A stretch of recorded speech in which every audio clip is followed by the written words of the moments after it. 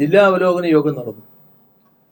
ആ യോഗത്തിൽ Konni MLA KU Janeesh കുമാറിനെ മാറ്റി നിർത്തുന്ന അവസ്ഥ വന്നു. മറ്റ് MLA-മാരെ എല്ലാവരെയും പങ്കെടുപ്പിക്കുകയും ചെയ്തു. ഇപ്പോൾ പ്രളയ ദുരിതാശ്വാസ പ്രവർത്തനങ്ങളിൽ നിന്ന് ഒരു പ്രതിപക്ഷ MLA-യെ മാറ്റി നിർത്തുന്നത് ഒരുപക്ഷെ സംസ്ഥാനത്തെ ആദ്യത്തെ സംഭവമായിരിക്കും. എല്ലാവരും ഒന്നിച്ചു നിന്നാണ് ഇത്തരം സാഹചര്യങ്ങളെ നേരിട്ടിരുന്നത്. അങ്ങനെ ഒന്നിച്ചു നിന്നുകൊണ്ട് ഈ ഉയർന്നു വന്ന സാഹചര്യങ്ങൾ മറികടക്കാൻ കഴിയേണ്ടതുണ്ട്. ദൗർഭാഗ്യകരമായ ഒരു കാര്യമാണ് പത്തനംതിട്ടയിൽ നിന്ന് റിപ്പോർട്ട് ചെയ്യപ്പെട്ടത്.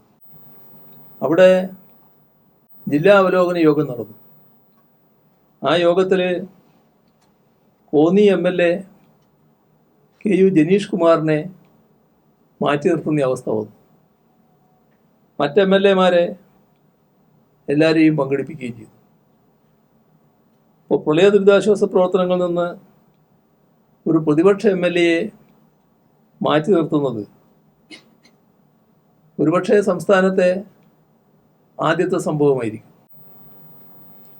രക്ഷാപ്രവർത്തനത്തിലെയും ദുരിതാശ്വാസ ക്യാമ്പിലെയും പോരായ്മകൾ അധികൃതരുടെ ശ്രദ്ധയിൽപ്പെടുത്തുമെന്ന് കരുതിയാണോ ഇത്തരമൊരു വിവേചനം കാണിച്ചത്? ഇപ്പോൾ പ്രതിപക്ഷ MLA-മാരുടെ മണ്ഡലത്തിൽ ദുരിതാശ്വാസ പ്രവർത്തനങ്ങൾ കൃത്യമായി നടക്കേണ്ടതല്ലേ? അത് വേണ്ട എന്ന നിലപാട് ഉണ്ടോ?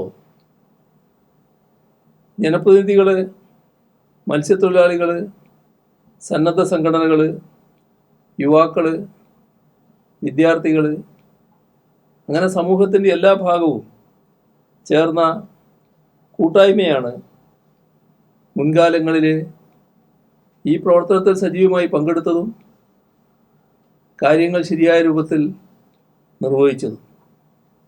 അപ്പോൾ ഇത്തരമൊരു ഏകോപനത്തിന്, കാരണം എല്ലാവരെയും ചേർത്ത് നിർത്തുന്നതിന് സർക്കാർ തയ്യാറാവുകയാണ് വേണ്ടത്. ഈ പ്രതിസന്ധിയെ കേരളത്തിന് ഒരുമിച്ച് നേരിടാനാവണം.